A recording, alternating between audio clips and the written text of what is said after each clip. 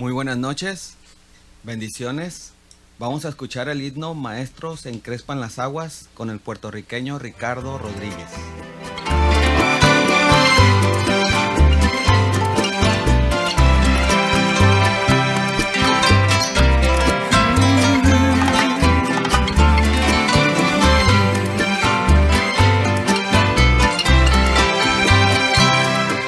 Maestros encrespan las aguas y ruge la tempestad. Los grandes abismos del cielo se llenan de oscuridad. ¿No ves que aquí perecemos? Puedes dormir así. Cuando el mar agitado nos abre, profundo sepulcro aquí. Los vientos, las ondas oirán tu voz. Sea la paz, calmas las iras del negro mar, las luchas del alma las hace cesar, y allí la barquilla no va el Señor. Hundirse no puede en el mar traidor. Doquier se cumple tu voluntad. Sea la paz, sea la paz. Tu voz resuena en la inmensidad. Sea Maestro, mi ser angustiado te busca con ansiedad. De mi alma en los antros profundos se libra cruel tempestad. Pasa el pecado a torrentes sobre mi frágil ser, y perezco, maestro, o quiéreme socorrer. Los vientos, las ondas oirán tu voz. Sea la paz, calmas las iras del negro mar, las luchas del alma las hace cesar, y así la barquilla no va el Señor. Hundirse no puede en el mar traidor. Doquier se cumple tu voluntad. Sea la paz, sea la paz. Tu voz resuena en la inmensidad. Sea la paz.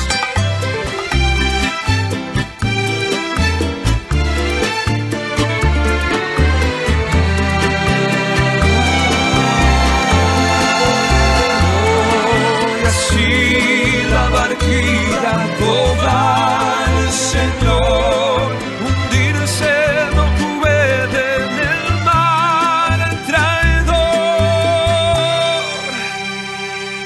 Doquier se cumple tu voluntad. Sea la paz, sea la paz. Tu voz resuena en la inmensidad. Sea la paz, sea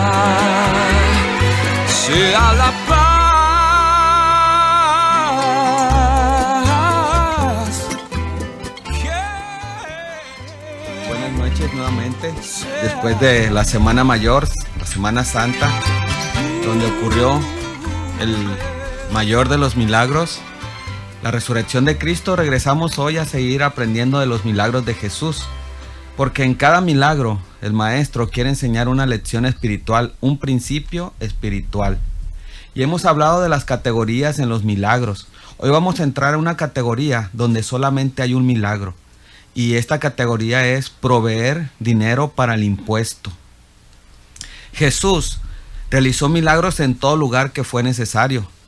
Jesús hizo milagros en bodas, en funerales, en cementerios, en sinagogas, en las casas, en la playa, en un huerto, en un monte, en barcas. Y queremos bendecir tu vida con este mensaje, hermano, hermana, que escuchas el programa en esta noche, 18 de abril del 2017. Comparto los micrófonos con mis hermanos y mis amigos David Romero, Miguel Ángel Román y Ricardo Amano.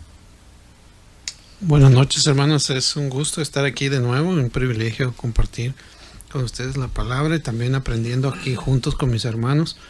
Un saludo a todos ustedes que nos escuchan.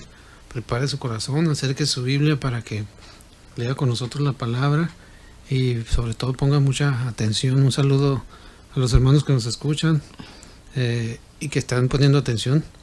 Un saludo para nuestras familias, un saludo para cada uno de ustedes, hermanos que están escuchando. Ponga usted atención, les repito, para que aprenda algo nuevo seguramente esta noche. Amén. Muy buenas noches, Dios les bendiga. Primeramente le doy gracias a nuestro Dios por la oportunidad que nos da nuevamente de estar aquí compartiendo y escuchando su hermosa palabra. También quiero mandarle saludos a los hermanos en prisión, a los miembros de la Iglesia Oreb, a nuestras familias que escuchan en casa. Espero en Dios que ponga su mente, su corazón receptivo y alerta para que escuche y reciba el mensaje de Dios en esta noche.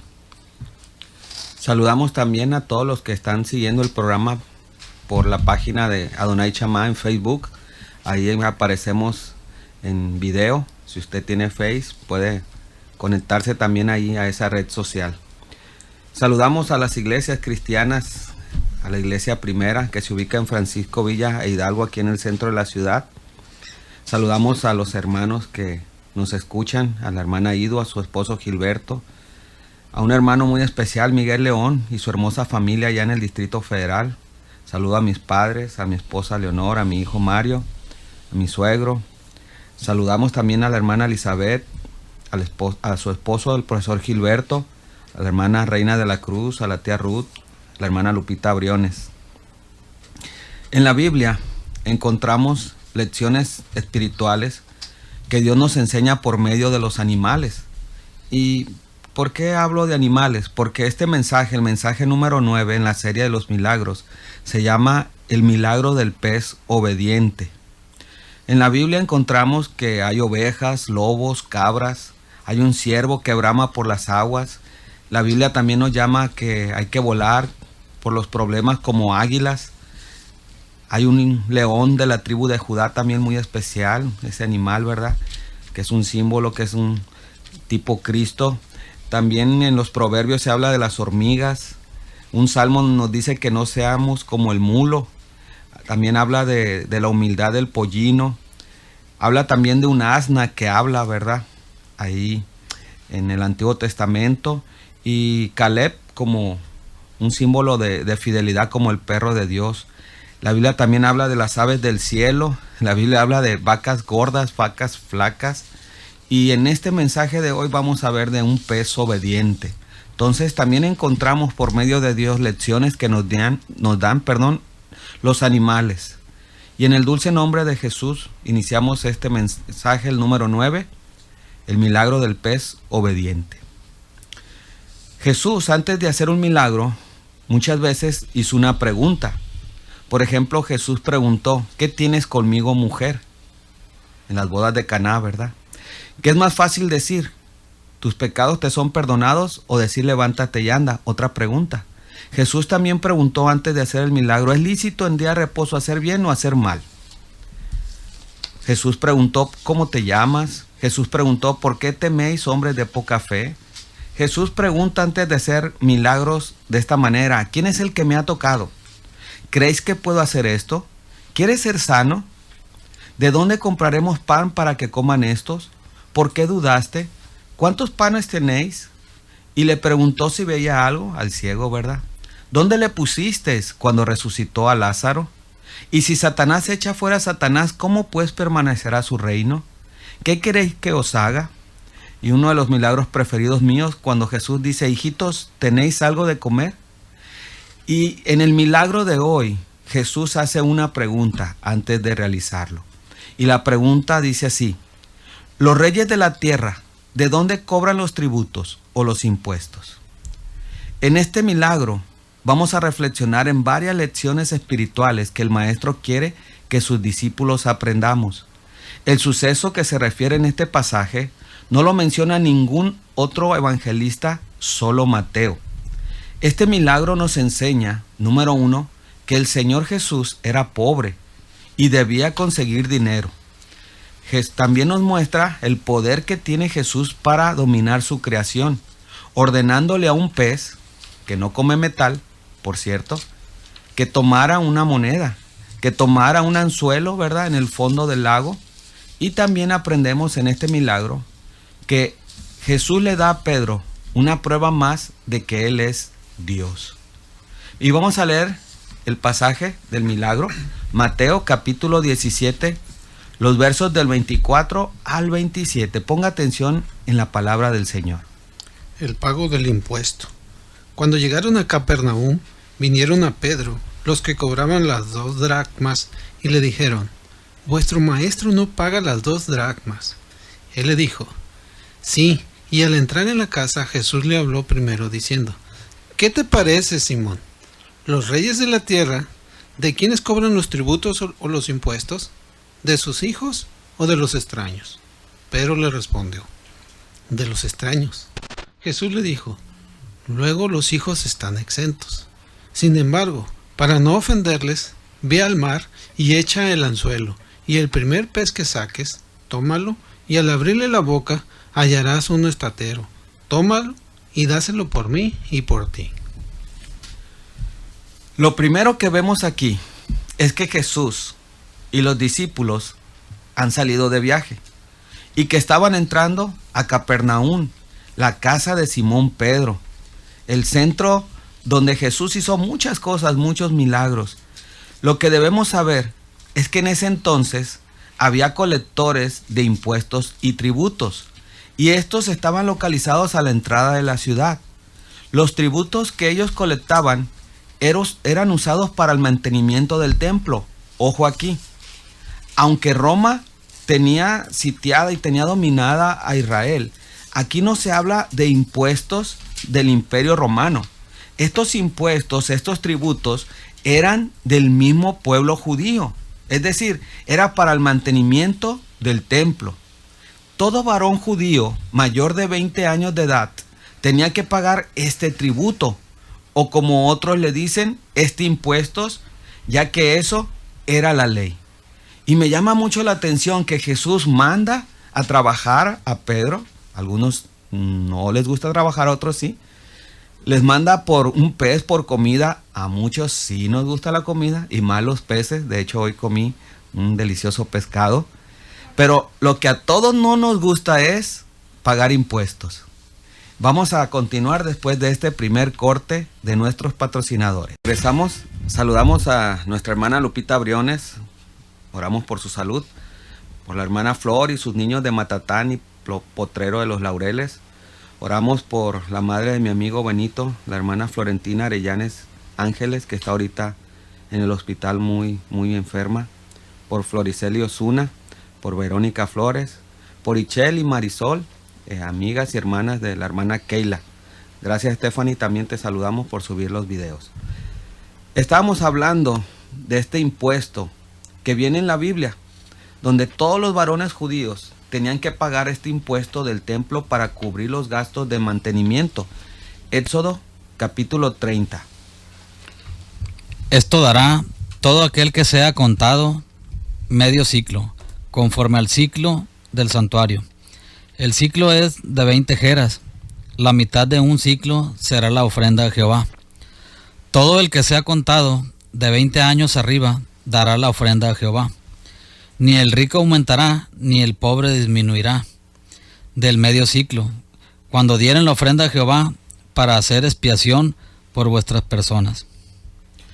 Dice el versículo 15, ¿verdad? Ni el rico pagará más de 5 gramos de plata, que es la jera que está mencionando mi hermano en la versión Reina Valera de la Biblia, ni el pobre pagará menos. O sea, era un pago parejo, igual. Ahora, en dinero, este peso, ¿verdad?, de ofrenda, consistía en 2 dracmas. Una dracma, ¿verdad?, era un denario. Ahorita vamos a hablar un poco de las monedas en aquel tiempo, en los tiempos de los milagros. Pero se pedía que por persona 2 dracmas tenían que pagar de impuesto anual para el mantenimiento del templo. Ahora, había cambistas de los mismos judíos. Y cuando ellos traían otras monedas, muchas veces el cambio no lo hacían justo. Entonces se quedaban con el cambio ellos. Por eso los cambistas, los publicanos, los que cobraban impuestos, eran vistos con tan malos ojos. Porque decíamos antes del corte que no nos gusta pagar impuestos. Y todavía que se cobre más, ¿verdad? Pues nos pone en evidencia, ¿verdad?, nuestro enojo. Entonces, estos eran los impuestos que por ley el pueblo judío, un hombre mayor de 20 años, tenía que pagar. Ahora, le preguntan estas personas que del cobro de impuestos a Pedro. ¿Por qué le preguntan a Pedro? Porque Pedro era el dueño de la casa. Y Pedro iba en camino cuando encuentran estos hombres, cobradores de impuestos, le hacen esta pregunta tan importante. Oye, ¿ustedes pagan los impuestos o no? Y Pedro contestó una pregunta sin saber de veras la respuesta, poniendo a Jesús y a sus discípulos en una situación muy incómoda. Jesús usaba esta experiencia, sin embargo, para enfatizar que Él es Rey soberano. Así como los reyes no pagan impuestos ni cobran impuestos de sus familias, Jesús el Rey no debía nada. Pero Jesús proveyó para el pago de los impuestos en favor suyo y de Pedro, para no ofender a los que no entendían su reino. Y esta es una de las primeras cosas que debemos entender con este milagro. Aunque era injusto el cobro de impuestos para Cristo porque Él es Rey, Él lo pagó. Cristo le mostró a Pedro dónde obtener el dinero, pero Pedro tuvo que ir a buscarlo. Entendemos pues que todo esto viene de Dios y que Él quiere que usted y yo participemos en este proceso de darle al César lo que es del César. Algo que se hace evidente aquí es que los discípulos ni Jesús tenían dinero. Digo esto porque ese es algo bien evidente. Los que cobraban el impuesto se acercaron a Pedro y le preguntaron: ¿vuestro maestro no paga las 2 dracmas? Como también podemos apreciar, Pedro fue rápido en contestar esta pregunta, pero la realidad de todo es que el que respondió a esta pregunta sin realmente pensar en la respuesta. Pedro no pensó en la consecuencia de ella. En realidad, esto es un problema que afecta a muchos cristianos. Digo esto porque en muchas ocasiones nosotros respondemos o reaccionamos sin pensar en las consecuencias de nuestras respuestas, de nuestras acciones. Es decir, actuamos o reaccionamos automáticamente. Y este mismo fue el caso de Pedro en esta situación. Pedro reaccionó sin pensar. Otra vez vemos esta actitud de Pedro, ¿verdad? El hombre que está sin Cristo así trabaja, así actúa, así piensa. O sea, reacciona, no medita las cosas. Algunos cristianos somos así. Reaccionamos sin pensar. Como podemos apreciar, pues, Pedro contestó automáticamente y siguió caminando. Vamos al segundo corte del patrocinador. 8:29, regresamos. Pedro no pensó, solo reaccionó. Aquí el punto era que si Pedro se hubiera dado cuenta de lo que estaba sucediendo, es que Cristo y los discípulos estaban siendo acusados de romper la ley. Al responder y actuar sin pensar, Pedro había puesto a Cristo y a sus discípulos en una posición muy desagradable. Después de todo, ¿qué clase de respeto va a recibir el Señor y los discípulos si se corre el rumor de que ellos rompen las leyes de Dios? Porque acuérdense, esto estaba en el Éxodo, era una ley que Moisés había recibido de Dios. Pensemos en esto por un breve instante y preguntémonos, ¿cómo podemos decirle a otros que servimos a Dios y que queremos que ellos también les sirvan cuando nosotros mismos deliberadamente actuamos en contra de lo que Dios ha establecido? Porque el gobierno que tenemos, sea como sea, dice la palabra en Romanos que fue instituido por Dios. Dios lo ha permitido. Como les dije, al actuar de manera automática, Pedro, sin mala intención, había puesto al Señor en una situación bien fea. Pero como podemos apreciar, Cristo usó este momento para demostrar su gloria y señorío celestial. Pedro iba pensando, híjole, la regué, ¿qué le voy a decir al maestro? Dice la Biblia que cuando él llega a la casa, ¿verdad? Antes de que Pedro dijera, versículo 25, antes de que Pedro le dijera, Jesús, la regué, dice, Jesús le dijo, ¿tú qué piensas, Simón? ¿De quién recogen los impuestos los reyes de la tierra? ¿Acaso los recogen de sus hijos o de los que no son de la familia? Y en el versículo 27 dice así, pero como nosotros, dice Jesús, no queremos que hagan un escándalo, ve al lago, pesca con anzuelo, ábrele la boca al primer pescado que tomes y allí encontrarás una moneda de 4 dracmas, un estantero. Llévala y dásela a los que cobran impuestos. Ese dinero, dice Jesús, pagará tu impuesto y el mío. Entonces Jesús está honrando a la institución. Que era injusto lo que le estaban haciendo, sí, porque él era el dueño del templo. Él era el rey. Él no tenía que pagar ese impuesto. Pero él lo pagó para que todos dijeran, ah, mira, si Jesús no lo pagó, pues yo tampoco lo pago. Por eso Jesús en Juan 8:46, y recuerden este versículo que leímos el martes pasado, dice Jesús, ¿quién de ustedes me redarguye de pecado? O sea, ¿quién me dice que he hecho algo malo? Nada pueden contra mí, no he hecho nada malo. Nuestro Señor, pues, aquí vemos algo bien importante en una de sus características, la omnisciencia de Dios. ¿Sabe qué significa esto? Que el Señor sabe todo. El Señor supo cuando le cobraron el impuesto a Pedro. Él no estaba ahí, pero él vio eso, él sabía eso, él lo escuchó. Nuestro Señor tiene conocimiento perfecto de todo lo que se dice y se hace en este mundo. Ojo con lo que decimos y pensamos en el templo. Ojo, el Señor tiene conocimiento. Es claro que Él no estaba presente cuando los recaudadores del tributo le preguntaron a Pedro.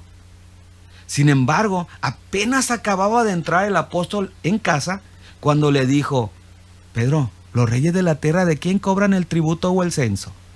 De esta manera demostró que Cristo estaba enterado de la conversación como si la hubiese oído. La Biblia dice que Él aún nuestros pensamientos los conoce. Hay algo indeciblemente solemne en la idea de que nuestro Señor Jesús lo sabe todo. Es que hay un ojo que observa toda nuestra conducta diaria, un oído que percibe todas nuestras palabras, que todo ante Dios está descubierto y manifiesto. Escucha bien esto, hermano. La disimulación o la simulación es imposible con Dios. Vana es la hipocresía con Dios. Tal vez sea posible engañar a un ministro, a tu familia. Aún te puedes engañar a ti mismo, a tus parientes y amigos, mas al Señor es imposible engañar. Escucha este pasaje que es mi preferido en cuanto a la omnisciencia de Dios. Isaías 40:28. La palabra del Señor dice, ¿no has sabido, no has oído que el Dios eterno es Jehová, el cual creó los confines de la tierra? No desfallece, ni se fatiga con cansancio, y su entendimiento no hay quien lo alcance. Aquí encontramos varios atributos del Señor. ¿Con cuál se queda? Híjole, dice, ¿no has sabido que el Dios eterno, aquí está el primer atributo de Dios, eterno, dice, el cual creó los confines de la tierra, creador? Tercer atributo, no desfallece. no se fatiga. Y el último, que es el que nos lleva a este pasaje, y su entendimiento, dice, no hay quien lo alcance. Google no alcanza el entendimiento de Dios. Segundo libro de Crónicas 16, versículo 9. Porque los ojos de Jehová contemplan toda la tierra, para mostrar su poder a favor de los que tienen corazón perfecto para con él.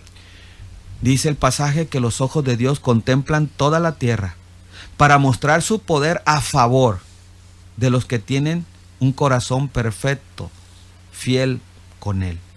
Y ahorita, si usted está en un hospital, ahorita si usted está pasando situación difícil de llanto, quien mira sus lágrimas, quien mira su dolor, quien mira la injusticia que usted está padeciendo, es este Señor todopoderoso que todo lo ve.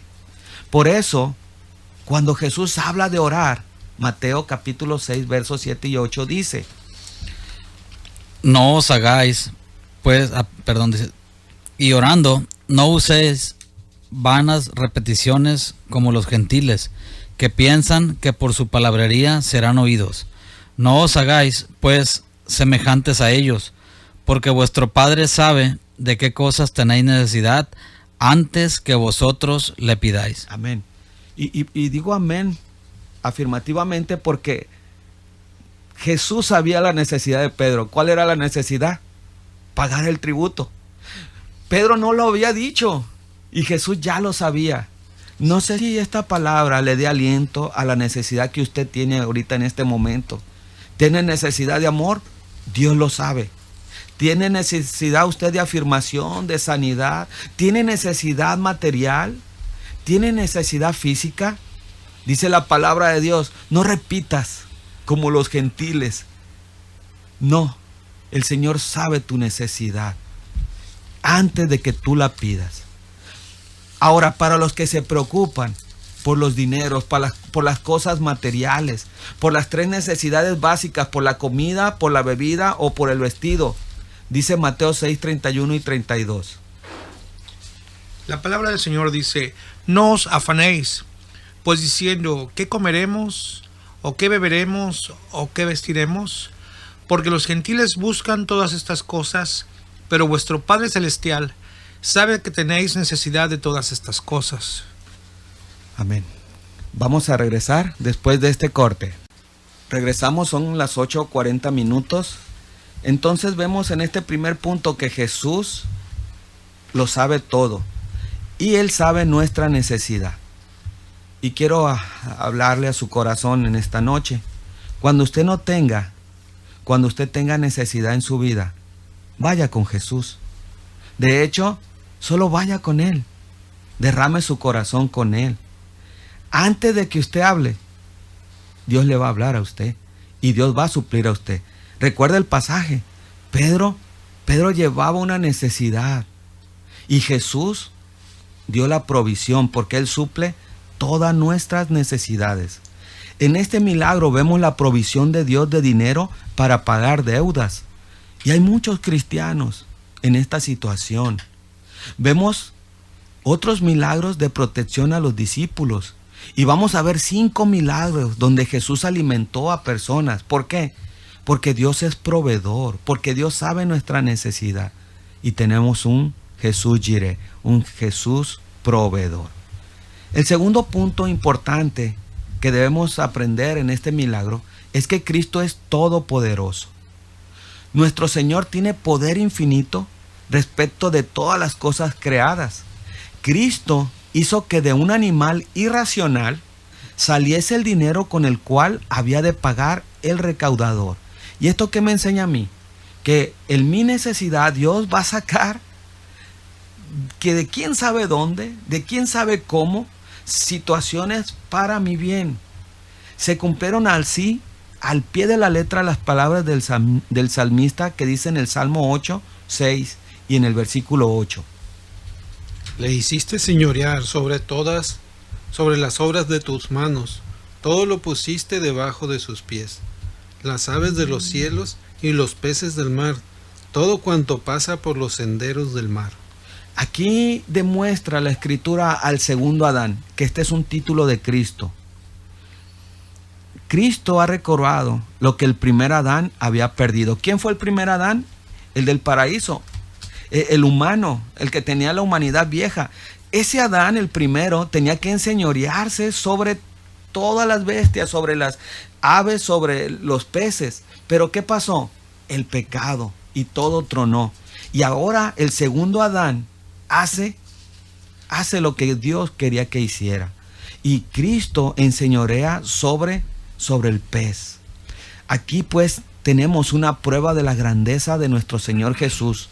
Solo el Creador puede a su arbitrio exigir la obediencia de la criatura, en este caso de un pez.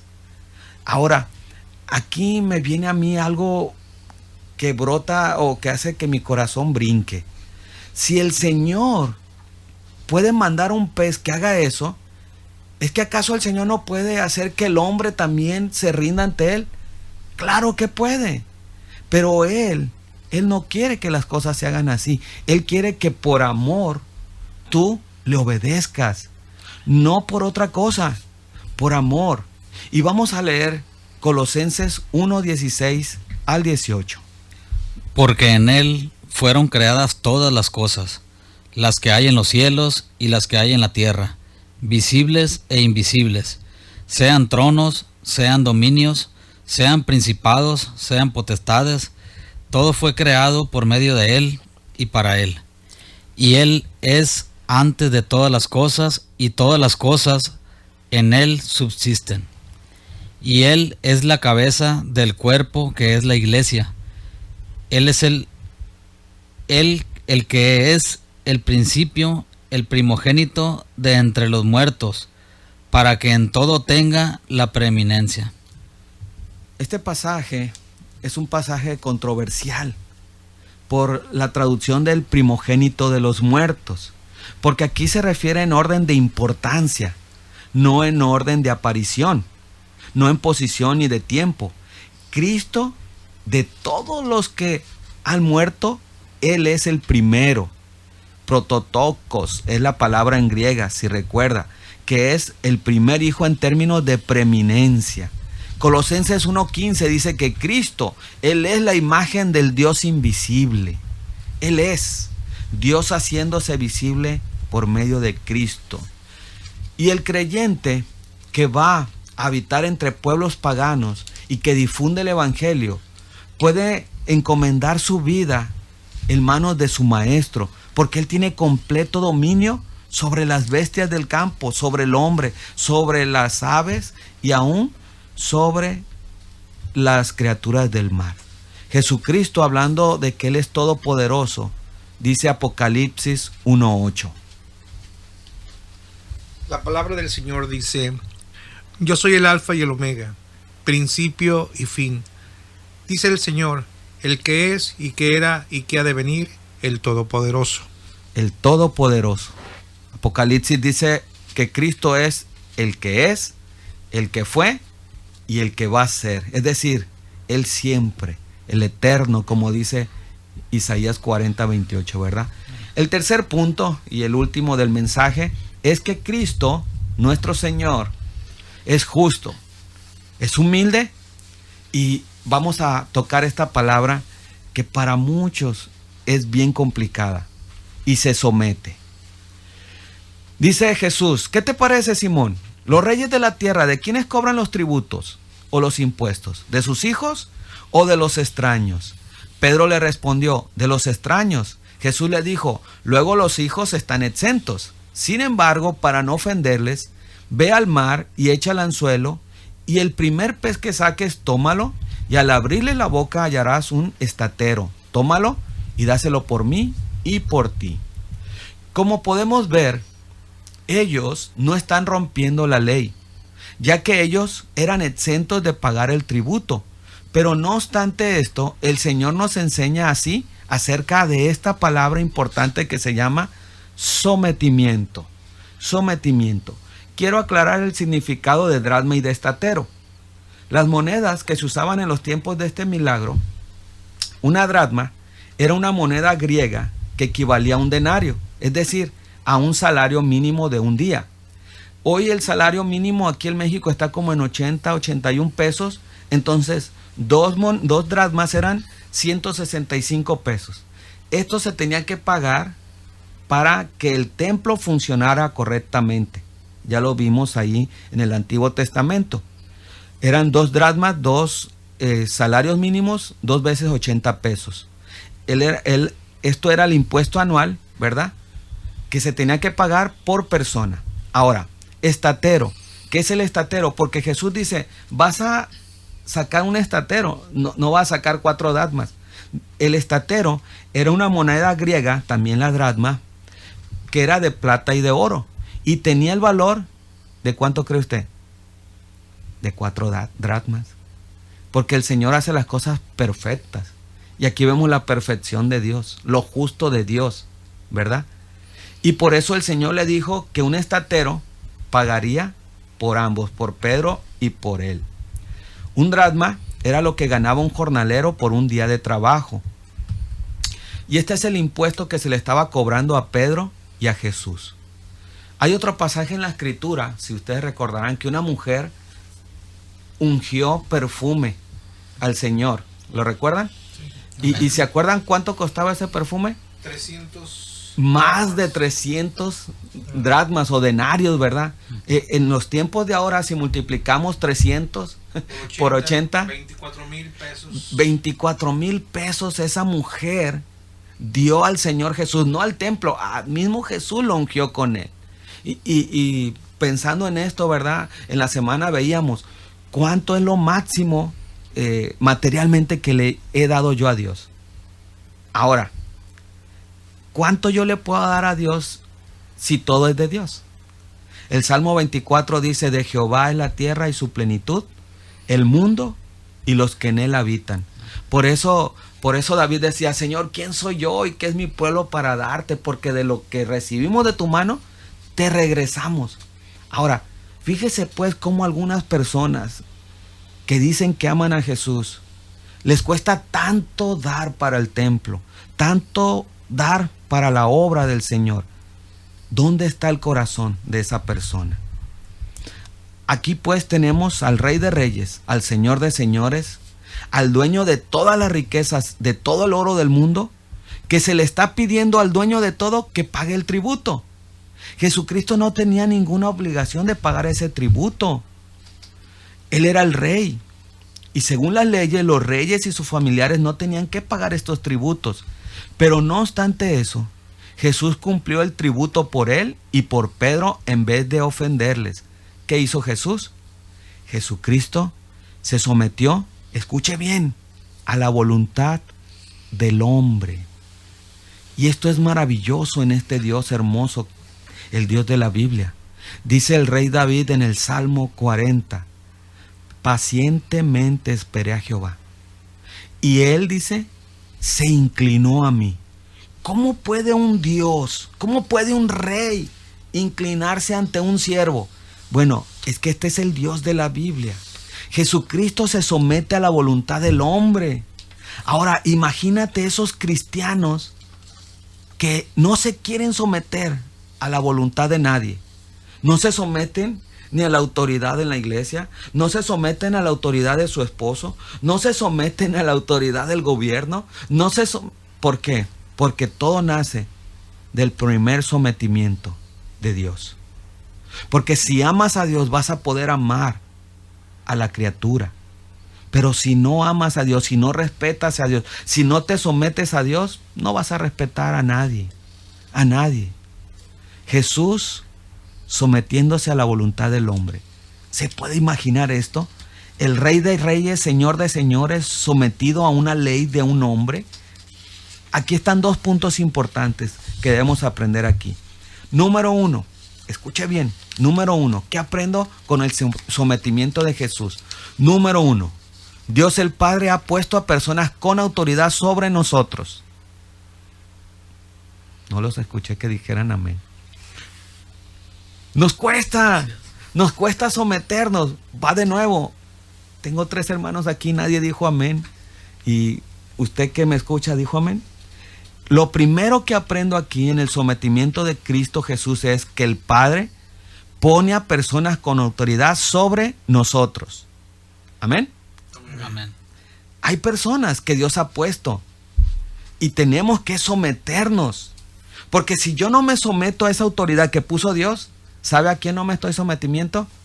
Adiós. A Dios. Número 2, ¿qué aprendo? Cuando no nos sometemos a la autoridad que Dios ha puesto aquí en la tierra, no me someto a la voluntad de Dios. Estos 2 puntos son algo que quedan bien claros en este pasaje en la Escritura, porque no es una idea romántica de Guillermo, no, está en la Escritura. Romanos capítulo 13, verso 1 y 2. Sométase toda persona a las autoridades superiores, porque no hay autoridad sino de parte de Dios, y las que hay por Dios han sido establecidas, de modo de quien se opone a la autoridad a lo establecido por Dios resiste, y los que resisten acarrean condenación para sí mismos. Condenación para el que no se somete. Dice la Biblia, los que se resisten acarrean condenación para sí mismo. Porque el Señor pone el orden. Y ¿sabe? Dios puso el orden en el gobierno. Dios puso el orden en la iglesia. Y Dios pone el orden en la familia. Siempre hay alguien a quien estar sometidos. Siempre. Siempre.